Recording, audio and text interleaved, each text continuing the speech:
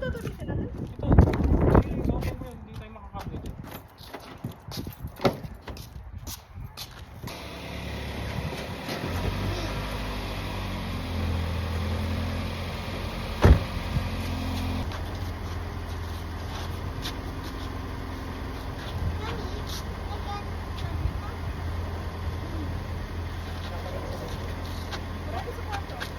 Dahan ka dyan ako. Matigas na dyan.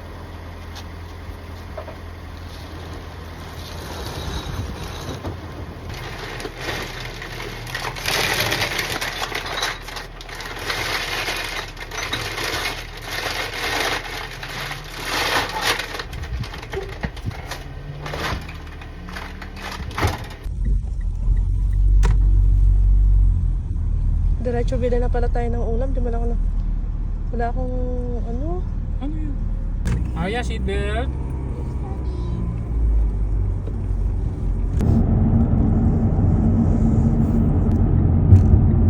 Dito na malapit na bilihan ng mga bote. Ina. Ah, dami din magbebenta mo. Tingnan mo sa kanila oh. Malaki-laki. Ayan, dyan kami magbebenta ngayon ng mga bote. Nakaraan ay sa machine kami nagbenta. Ngayon ay susubukan namin dyan. Grabe, ang dami na sa kanya. Isang taon na ata yan eh.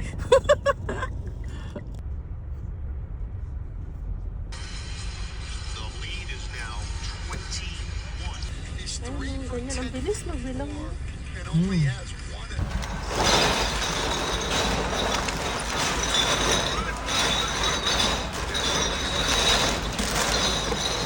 bilis nila magbilang. Mano-mano talaga. Sana may ganito din sa Pilipinas. Malaking pakinabang ko para sa mga Pilipino. Mag-ipon ka lang ng ganyan, magbabenta ka. May pambili ka rin ng bigas. At yung gumaan kami na ay isang Pilipina. May mga Pilipina dito na dito sa trabaho.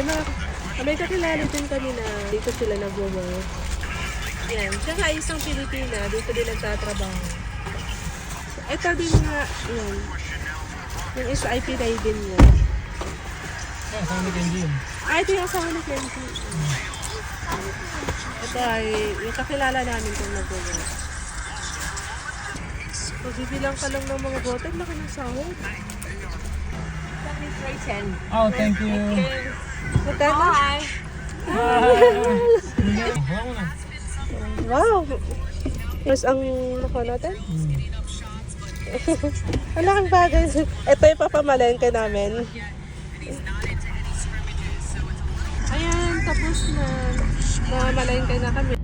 Itong asawa ko, di man lang nagsabi na mamamalengke na pala kami diretso. Diyos ko, yung suot ko, nakapantulog pa ako. Di man lang nagsabi. Diyan ka lang bumukhang maganda pag bagong gising.